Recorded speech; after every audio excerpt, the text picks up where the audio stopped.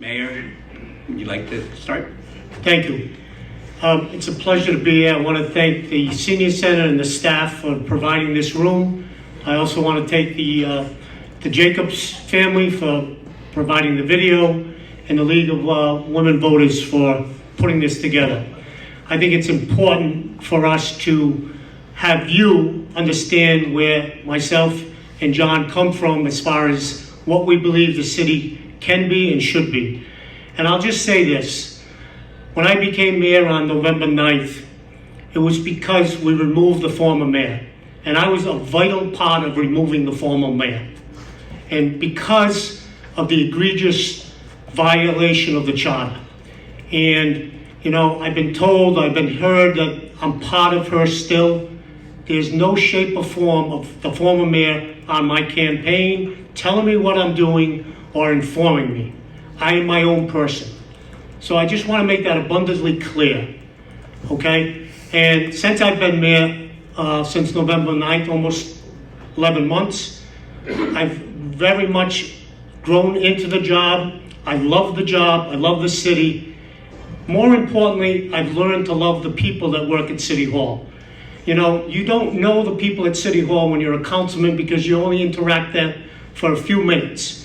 But what I found is that they're hardworking, vital staff, and to me, I think moving forward, we're going to make it even better. Thank you.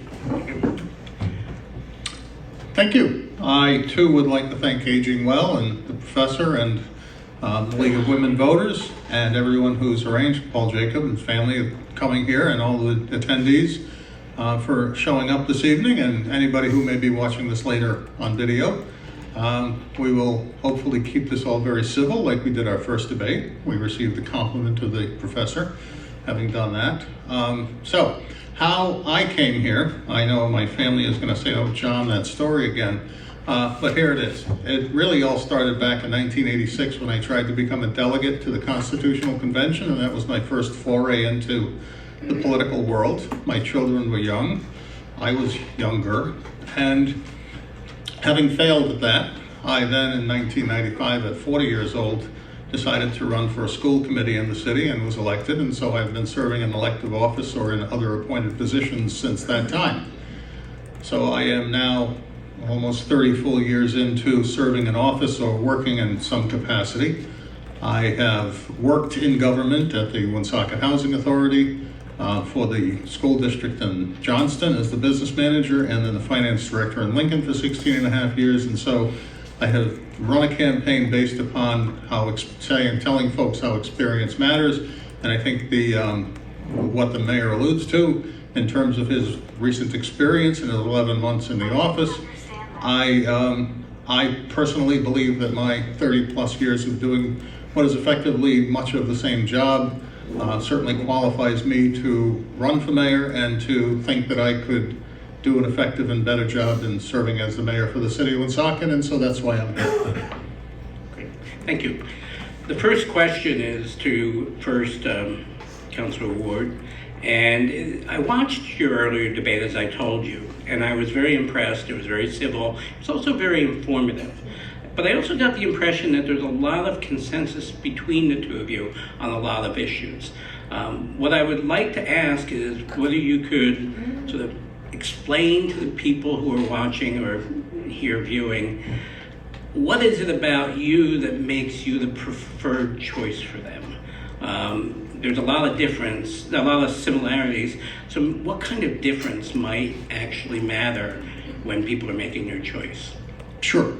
And though the mayor separates himself from the previous mayor, and that may in fact be true related to his campaign, the fact is while they were serving together, they had a very close relationship, and I was one of the people that asked to have her removed had her removed from office because I was aware of the internal mechanics in City Hall that were preventing the council from doing its job. And I felt as if the mayor had not really done the citizens right in how he failed to call her out on the things she was doing. And I think the difference is the experience I have internally in management of a municipal operation is consistent with the serious problems we have in how we're managing City Hall. we both have similar feelings about some of the more social issues that we deal with. But I think the difference is, in my experience, I can bring more ability to solve problems without having to learn the job. I can walk in knowing the job. So Mayor Beauchamp, do you have a difference that you think makes you stand apart? I do. As John says, they continue to try to patent me after the former mayor. And John knows, on day one, my door was open. I continually promoted transparency and openness. And John came into my office maybe 20, 30, 40 times until I announced that I was running for mayor in May, and then it kind of diminished. And that's the way it was 10 years prior to that. And I think if John was honest and asked himself how many times he came to City Hall on the 4th floor when the former mayor was there, it would be probably 0. My open door transparency is what I share.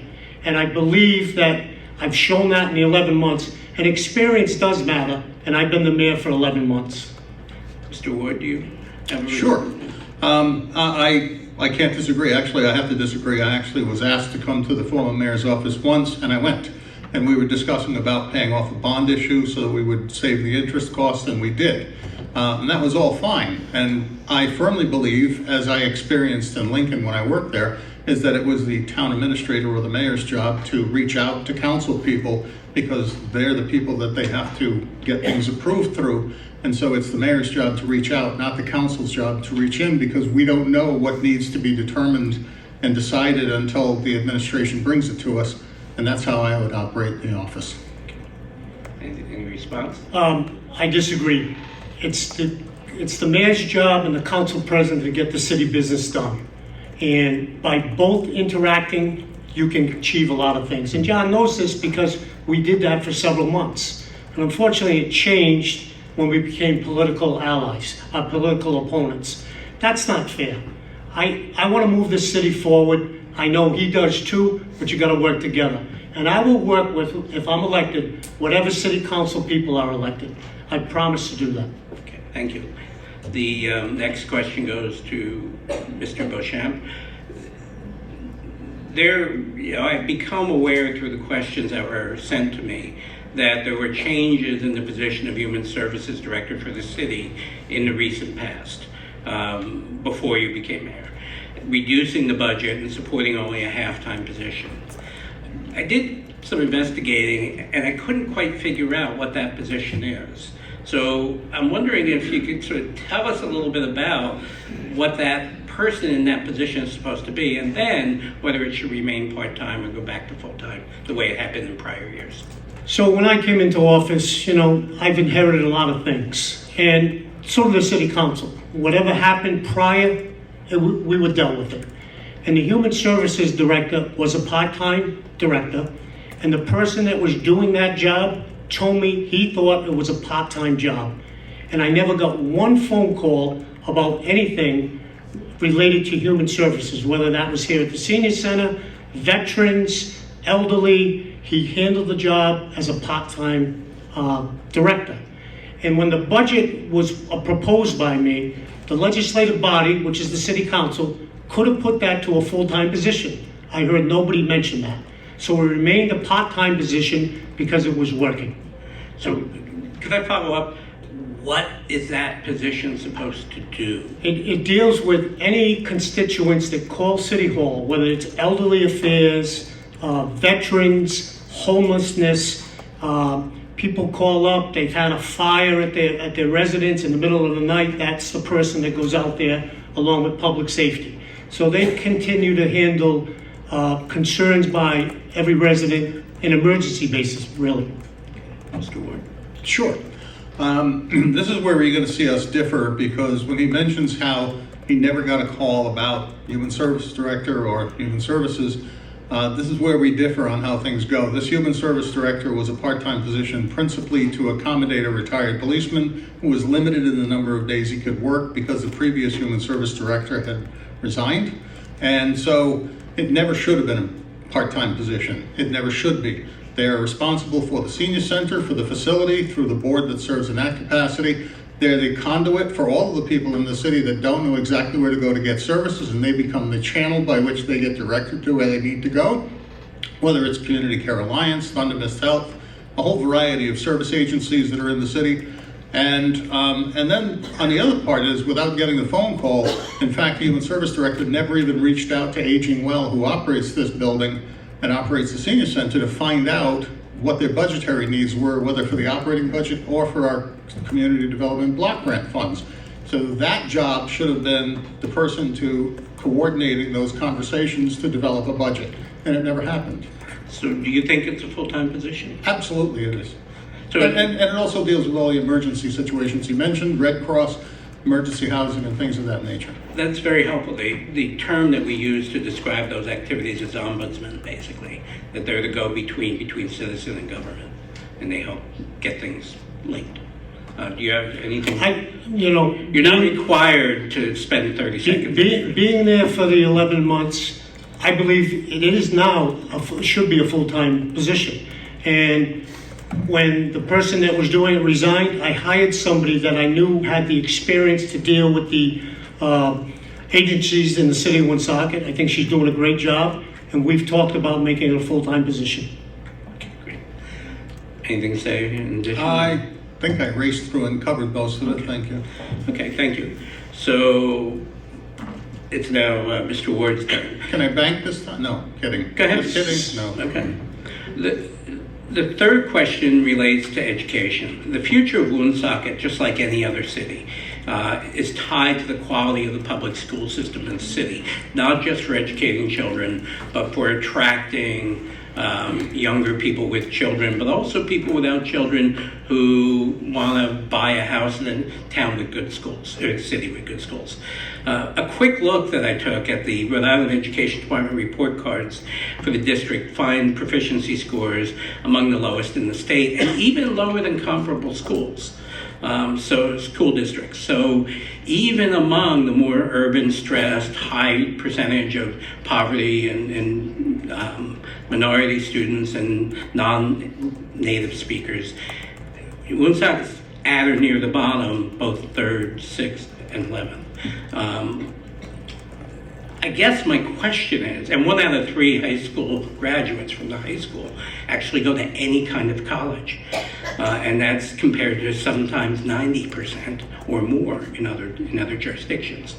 As mayor, what initiatives would you embrace to make sure that children in Woonsocket are more ready, willing, and able to go on to higher education and more successful careers and lives?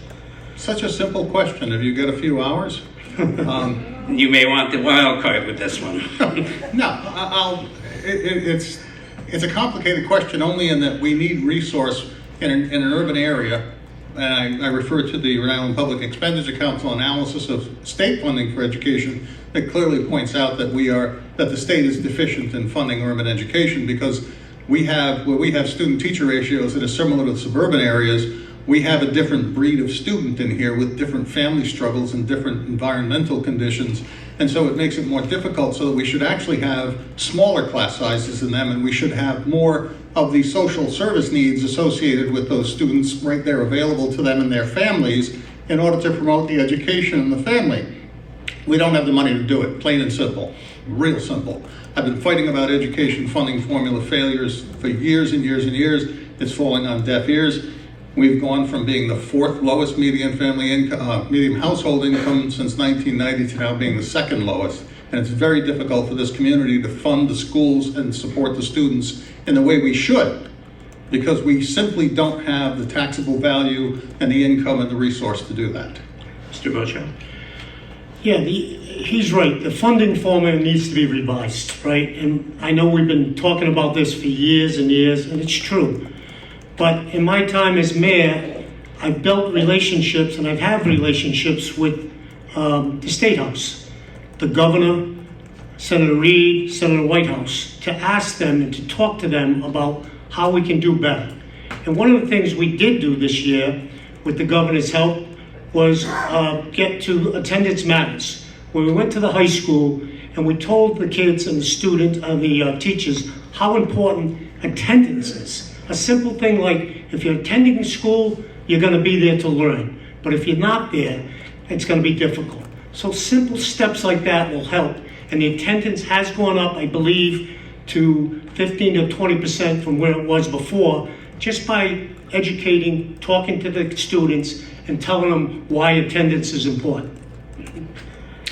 All very good and correct. However, much of that was done with ESSER money and hiring more counselors and more guidance people who are out there working with students and encouraging them, doing the kinds of things that we're not going to be able to do now because several of those positions had to have been cut in the next budget, and the budgets after will be even worse. So that all of those support systems that came because of the misfortune of COVID will now disappear, or many of them will, unless they can reorganize their department and their operation. So the challenge is coming back, and I'm not saying everything isn't helpful. I'm saying I'm not sure where we go if we don't provide those support services that are critical to their success. I agree. In talking to the school department, which, was very remiss with the former administration, I've opened my door, the school committee, superintendent, I've been in my office multiple times, and that was never the case before. So having that dialogue, creating relationships, which I'll say many, many times over tonight, is valuable and very important. I'm going to take the prerogative of asking like a lightning round follow-up on this. When I was looking at the data, I also noticed that even though more than about half or more of the students are non-Caucasian, non-white students, often many of them English as second language or they're English language learners, and yet the teachers are almost exclusively Caucasian. Do you think that matters? And if so, what would you do about it?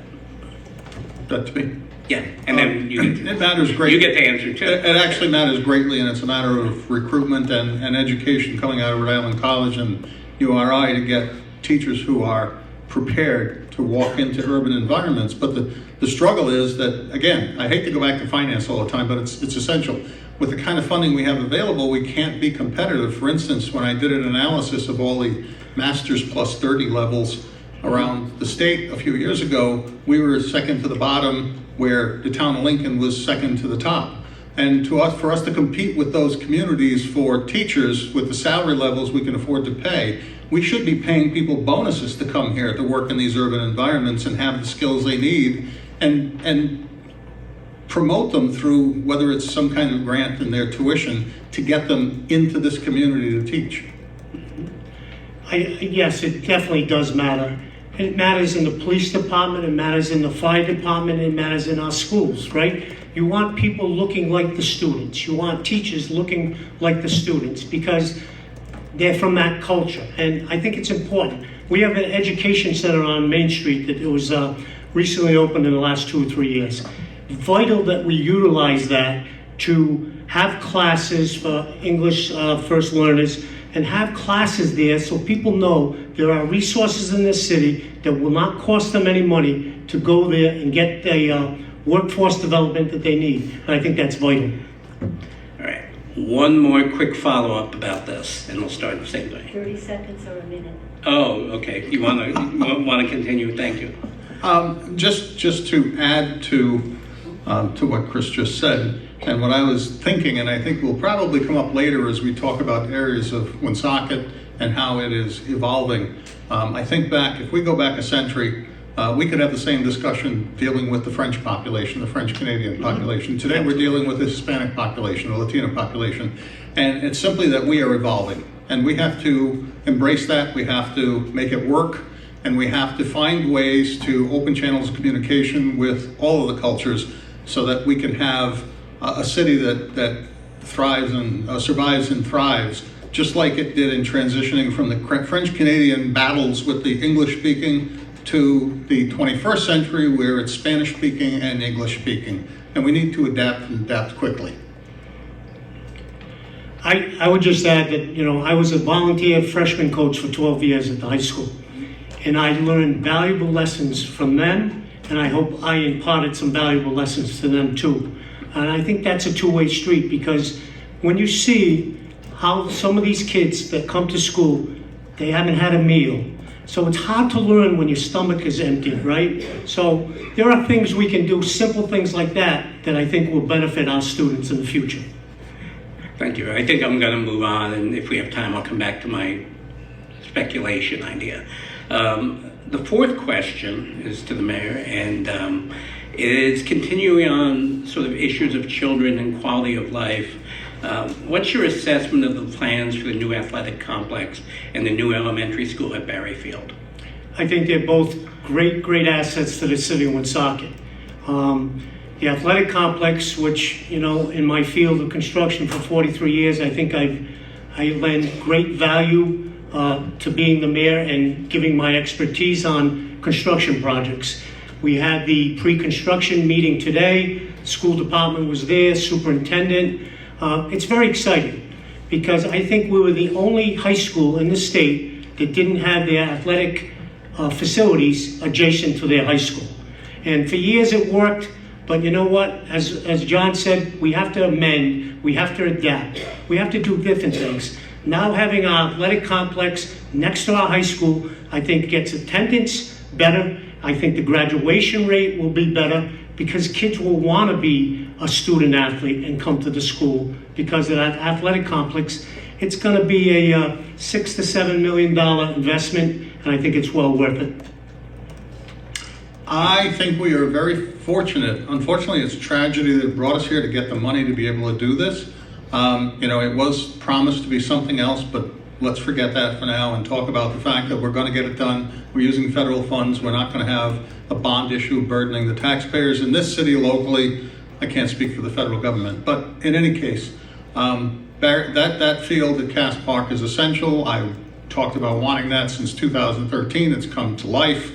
And I think it's going to be creating a sense of pride in the student population that's right next to their school. And it may actually encourage attendance and encourage participation in athletics by having it right there.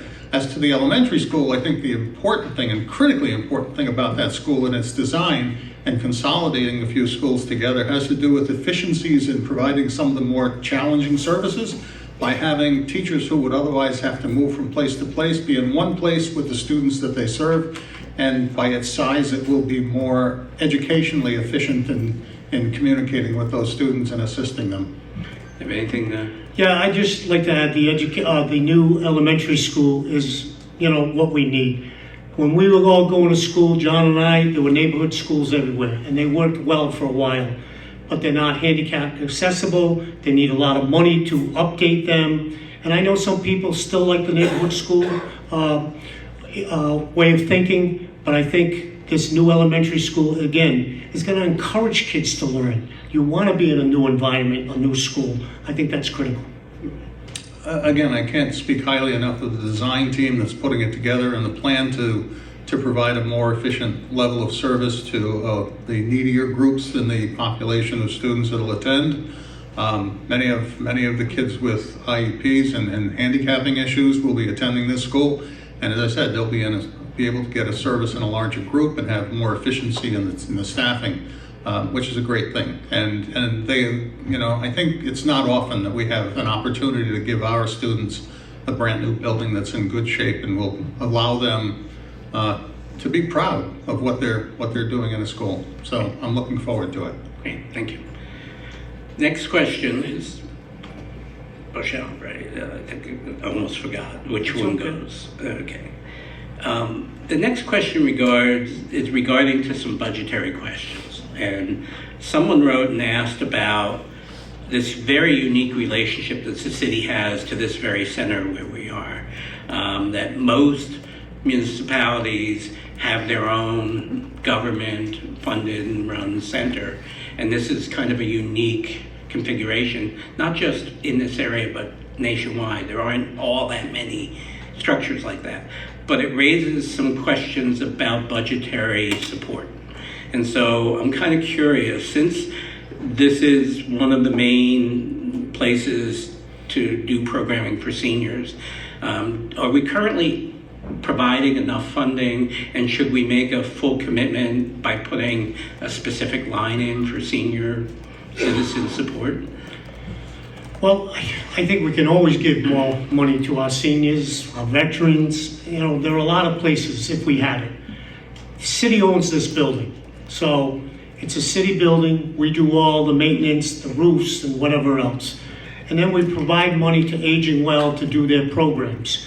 I was here the other day for the exercise program, and I'm telling you, I'm still hurting from 70-year-old people that made me look shameful. But it was great to see that. But I've taught other senior centers throughout the state, a couple of them, and one in Lincoln in particular, where they got a lot of green space, right? We get a lot of asphalt around this senior center. And at some point in the future, I'd like to see a new senior center, whether it's here or somewhere in Woonsocket where you can have some green space so people can get out, get fresh air, walk around. And I know a lot of people are accustomed to what they have here, but again, change is not a bad thing. We have some old, antiquated buildings, and this is one of them. Okay,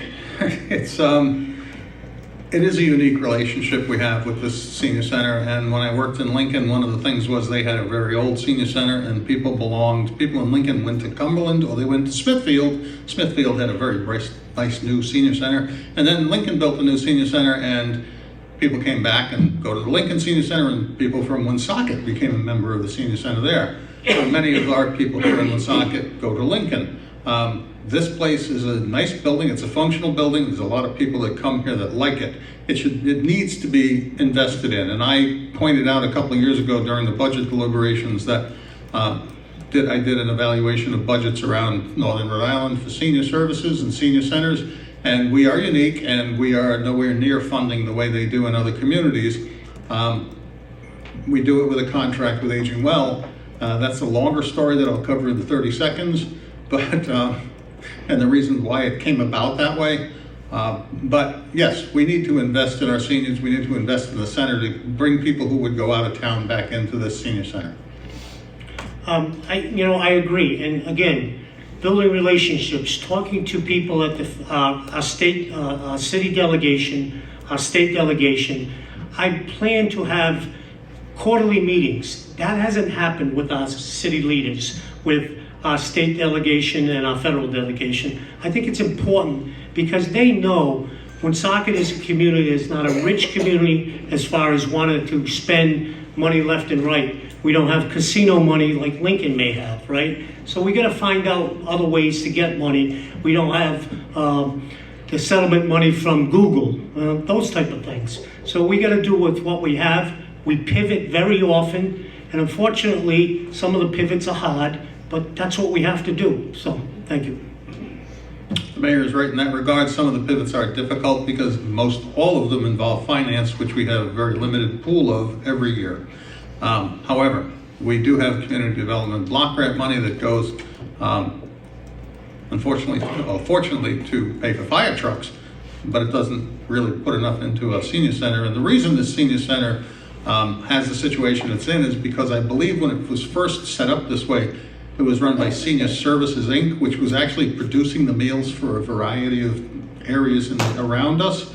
That doesn't happen anymore, I understand, and so that relationship, I think, could change, but at the same time, like with North Providence, where the Mancini Center was being run by a nonprofit, we're being run by a nonprofit. The mayor took it back, and it was not exactly a warm, loving relationship they had when they did that. I would not want to interrupt or cause a problem for the seniors getting into some sort of turf battle over who's going to run the senior center. So it would be more a conversational thing to find out how it's best done. You get a hold in it now. Since I've been there, I've been here several times, and I see the activity and the love that people have when they come here. Just want to make it a little bit more warm and fuzzy place. And of course that needs money, right? But we're going to do the best we can, and I believe that we can find more money to help this senior center continue to be what it is, and hopefully in the future, something more down the road. You both kind of hinted that you might find money. Any ideas other than what you've already mentioned as to where you might look?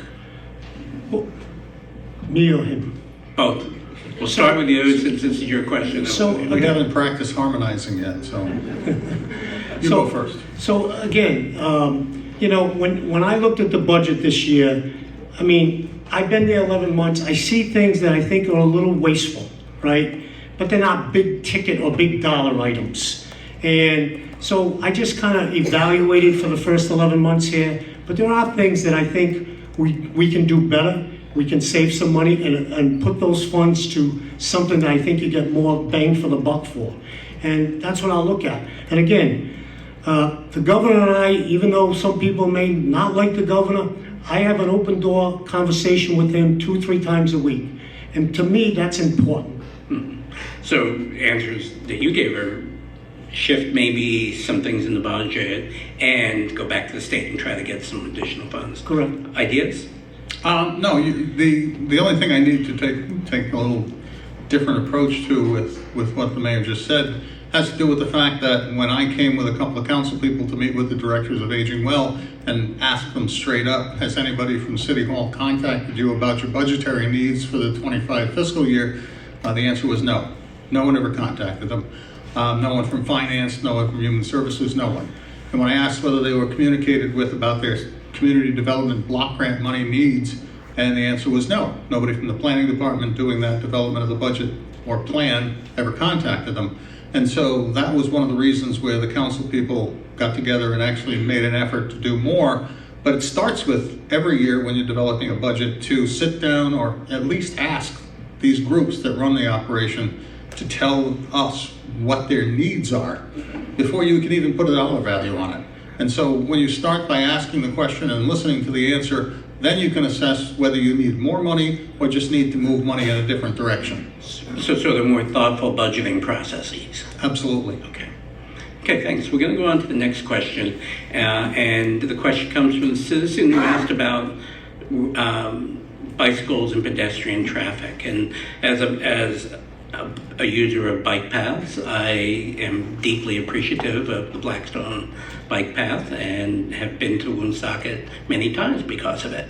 And a lot of communities throughout Rhode Island, around the country, have taken advantage of rails to trail movement that have created these bike paths and made pedestrian and bicycle traffic through the main commercial districts much safer, much more pleasant, and much more conducive to people stopping for something to eat or to drink and then wandering around for a while. I'm kind of curious as to what you think your view is on how well the city has leveraged that asset and what they might do better in the future. Pardon my surprise, but I'd say what asset? You have been into Woonsocket on a bike path. You have never been through Woonsocket on a bike path. I have, yes. Actually, Well, you've made my way up to Worcester. You've hit some shared lanes on main roads, but the bike path itself was intended to go in a completely different path. It's Correct. not complete. Woonsocket's one of those few places that it's not complete. And they do have a plan as an alternative that would actually put it out onto Clinton Street and Cumberland Street and come closer to the areas for recreation and for dining that you would hope to have them bring the bicycle traffic. But that has not been finalized and done yet. So I would hope to work with the state to try to persuade them to move us up on the priority list so that we could have a conversation among city residents about alternative plans to complete the bike path all the way into Massachusetts without having it painted lines on Hamlet Avenue and over the Brennan Street Bridge, and rather do what they talk about by actually incorporating it into more of the commercial zones in our city. Great. I'm encouraged by the amount of people that do ride bikes. Unfortunately, you can't change people's habits. And there are people that ride these bikes and the motorized bikes, and they go to places where they shouldn't be, right? But I am for bike paths and bike lanes. I did call the DOT. They did tell me they were going to try to push it up to 26, but this has been postponed since, I think, 2016, or maybe even before that. So, they continue to say we're gonna do it, create that piece that's missing in Woonsocket. We just did the Greenway project that's about 80% complete, the old bypass. The bike path goes adjacent to that. I think that's going to be an attractive addition to the bike path, and I think we need to contact the DOT and stay vigilant to get that other piece built. I agree on the bicycles. We have a culture shift here that we have to adapt to. More and more people are using bikes, especially e-bikes, because they're a viable means of transportation for short distances, people going to work and recreating. And that's why I think it's important that, by the way, the meeting with DOT, I sat in one with my wife in the library back in 2013, and they promised they'd be talking about starting it next year. And it's not here. The fact is, we need to work with the state to make it a priority, because with the higher number of e-bikes and scooters and things people using alternative means of transportation, we need to give them a more dedicated pathway through the city that is a safer way than putting them in the middle of traffic or having them do the wrong thing and be on the sidewalk and put pedestrians in danger. And we need to adapt, like cultural adaptation, we need to make physical adaptations to take care of that problem and do it in collaboration with the state. Anything to add? So I'm going to follow up on this too. A number of communities in Rhode Island and nationally have joined movements. These are nonprofits that encourage advanced planning for when the funding actually comes. Is Woonsocket involved with sort of safe streets or walkable streets? There are a number of these organizations that help you to plan ahead of time so that you can vision what you can do with it. Have you done anything like that here? There have been some contracts and some grants that we've got for safe streets where we've done ADA compliance things, crosswalks, stamped concrete crosswalks so they're much more visible. So yes, the safe routes things we have tackled. There is more money, I'm told, federal money to tackle this. We need the DOT to come down to Woonsocket more often and to look at what we have and to see the gaps that we're missing, because I think that's imperative. You both have raised this issue about you kind of being left out because we're in the northeast corner of the state and far away, technically for Rhode Island miles from the capital. I'm going to give you each an opportunity to sort of expand on that challenge and how you might address it. And I guess... I thought you were going to say vent. I don't want to vent. I could, but that would take 2 hours. It is a problem for us because ever since, and I know I'm sounding like a broken record, but I say it over and over, ever since a fellow that ran Lincoln Downs moved Route 295 south instead of coming through the edge of Woonsocket as it was originally planned, we were effectively economically isolated from the rest of the state with no major roads or highways coming through like every other urban area has in the state. We're alone, we're an island. Economically, we're an island. And so it becomes difficult, even though we have CVS and they're wonderful people. They have Route 99 that goes into the industrial park. But it does create a challenge for us as being outliers that are isolated from the state in that regard for transportation. And so it makes other cities more attractive that are more connected to the national transportation systems. I take a different approach. I think we're in a good position geographically between Worcester, Providence, Boston. In the 11 months that I've been mayor, there have been many developers that have come here and contractors that have that same thought. And to me, we need to promote that. And they come and look at our buildings, our old mills, some of the architecture we have here on Main Street. And I've never seen that activity in the 12 years that I was on the city council from 2007 to 18, 11 years, have that much interest here. So as the mayor, my job is to promote Woonsocket the best I can, and that is calling people, building the relationships, and telling the out-of-state people that do come here, we got stuff to offer. And I think when you do that, they figure that out and they see it. And I think that's something that's been lacking. I don't think that, I don't look at Woonsocket as a negative. I look at it as a positive. And we're at the northern end of the state, but so what? You can go from Westerly to Woonsocket in an hour. Thank you. The next question Can we do I figured I gave you the extra opportunity. Do you want to say something? Go ahead. I was simply going to say, I don't disagree necessarily with the mayor saying, but the interest in our commercial buildings and our former industrial buildings in this industrial giant we used to call Woonsocket are turning it into residential units. And for the fact is that we are, because of our being away from much of the transportation systems, the larger transportation systems, and the rail systems, we are turning into an urban residential community, which is an unusual combination, frankly. And yet we have an infrastructure system that's an urban type of system, and it requires a lot of overhead and cost. Mr. Bishop, if you have anything else you want to add?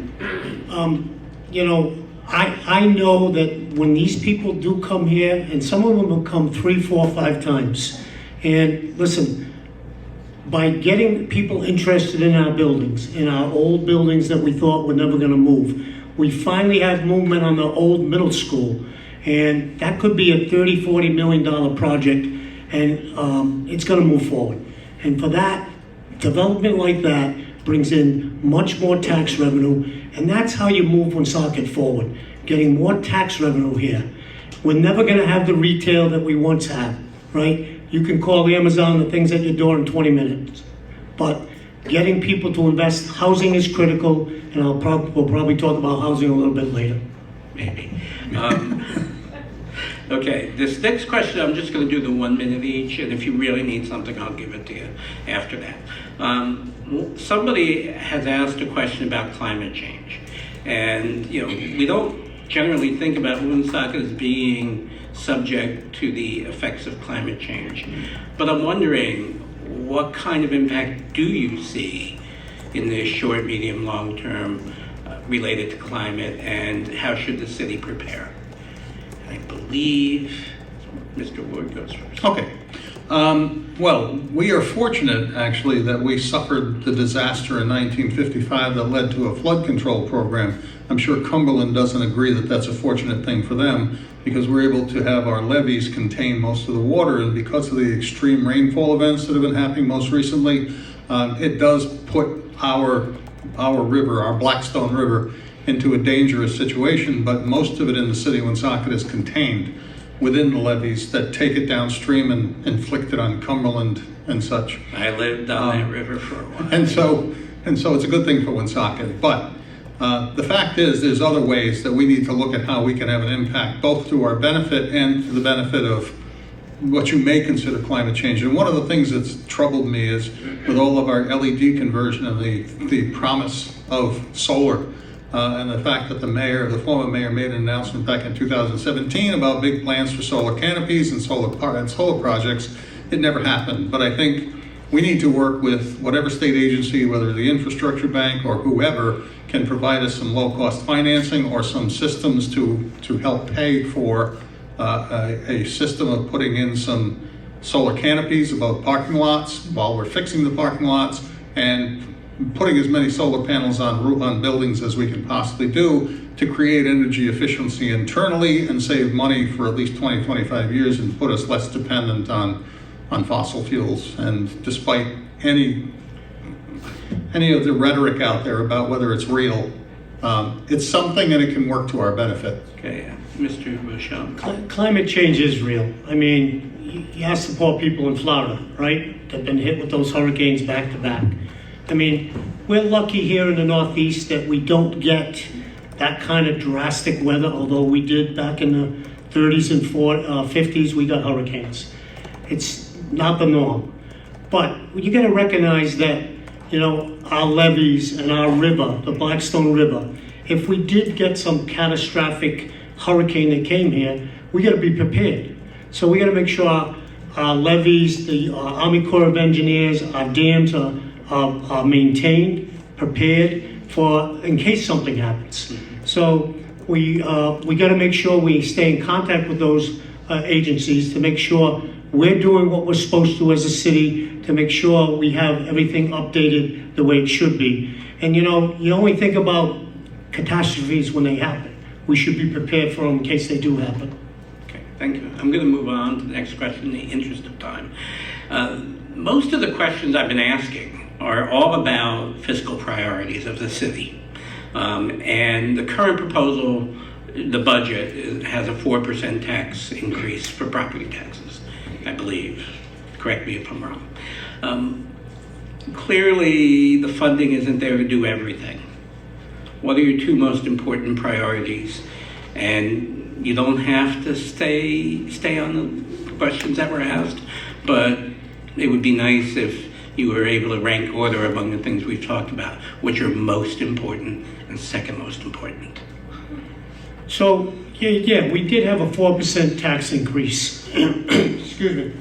And, you know, as the mayor putting my budget together, it was difficult. It was very difficult to talk to directors, talk to the staff and say, what can you do with and what can you do without? And, you know, when you have that honest dialogue as opposed to the, I'm telling you what you're going to do, you get things solved. You know, I inherited, as the council, we inherited a lot of things that were from the previous administration. We have lawsuits that we still got to settle. And we've settled some of them. And that's why we had a 4% tax increase. It could have been a lot worse if we didn't tighten our belts, do some things that we've done. And of course, the ARPA money is part of that, right? But that goes away. So it's going to be tough to say that we won't have a tax increase. But by getting more development here, we talked about the plazas at Walnut Hill, and we just had a meeting. If those plazas, one of those plazas gets redeveloped, $500,000 is 1% of that 4% tax increase. That's new tax revenue coming in. Thank you. Probably only in a couple of years, not next year. And the fact is, our priority next year is the fact that that we have used $1.4 million of ARPA funds. We have had to settle what's approximately $10 million of commercial property lawsuits over values. And if those values are now reset down to what they settled with, that's going to impact our future years, and it's going to impact our residential taxpayers. So our first priority has to be the taxpayers in this case, because they got hit with 4%, and we need to find a way to make sure that they don't get whacked again. And it's going to be extremely difficult cutting $1.4 million of revenue away and trying to come up with an alternative way to fund the programs we have in place now and do the things we plan to do. So that's a huge challenge. And so the priority, I think, in our minds has to be, how do we protect the taxpayers from the corrections caused by all of the disasters that were handed over to us? So I'm going to try to pin the two of you down on this. In the 30 seconds that you have, you can't, what is the number one and number two thing that you will protect from budget reductions in a period of fiscal stress? What won't you touch? I won't touch public safety, because public safety is paramount to all of us. And, you know, we had settled all the contracts last year when I was the mayor, and we did give people raises. And public safety is paramount. And of course, the taxpayers. I mean, I did not want to have a 4% tax increase, but we had to. So we got to generate more revenue. How do you do that? Again, look at these people that are coming in to buy buildings that their value is very low, and if they rehab them and create more space and more people in these buildings, the values are going up. So creating higher values will get us more revenue. Can't disagree with the public safety first. We have to keep people safe. We have to be here in case of an emergency medically. We have to be able to protect people in our parks and our streets. And yeah, that's got to be the first priority. The second priority is a hard one to disagree with about the taxpayers. I said it just in the first answer, is the taxpayers have to be a priority. But in terms of the spending side of the budget, I would have to say that Public Works and finishing the projects that we're working on with the ARPA funds in this next cycle has to be the second highest priority, because we need to spend that money properly before the end of next year in order to not lose it and get the job done. Great, thank you. We've run out of time for questions, and now you each get 60 seconds in order to sort of make your final statement and pitch. So, Council President Ward, you go first. So this is our closing. This is your closing. Okay, just wanted to be sure. I finally prepared something. Okay. Instead of just All right, 60 seconds. So I began my campaign with the motto, experience matters. And I've pointed out throughout my campaign I have experience designed to get the job done and done demanding of myself and all city employees the highest level of integrity, applying sound judgment to all our efforts. My opponent speaks of his 11 months of experience. Well, I have 30 years of experience doing all the things a mayor is responsible to do. So yes, experience matters, and I'm here to offer my experience to the citizens of Woonsocket. Experience matters not because it's not just that you have experience, it's about the experience you have. Thank you. Thank you for the time. Thank you. Mayor Beauchamp, yours. Thank you. Appreciate everybody being here.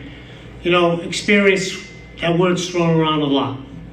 But my experience sitting as the acting mayor for the last 11 months is critical to be moving forward.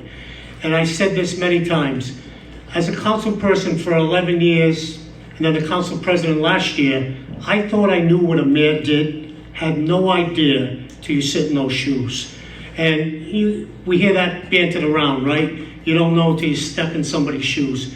And it was crystal clear to me that the mayor of the city of Woonsocket does a million things. And unfortunately, you get pulled in many directions. I don't have a chief of staff. I don't have certain things that other cities and towns have. And I think we gotta look at that, because you can only be in one place at one time, and there are critical things that you have to look at. But other people wanna be part of you also. So I've learned that you gotta try to adapt. You gotta try to get whatever sleep you can when you can, because it's a hard job. I love it, I enjoyed it, and I hope to be here for the next 2 years. Thank you. Thank you. Thank you. We've reached the end. I'd like to thank the two candidates for their thoughtful and clear responses and for tolerating my lack of depth of knowledge of Woonsocket. And I want to express my appreciation to the audience, both here and online, particularly those who submitted questions, which allowed me to kind of focus on things that really matter on a day-to-day basis in Woonsocket. So you are now permitted to give a round of applause to both candidates. Thank you.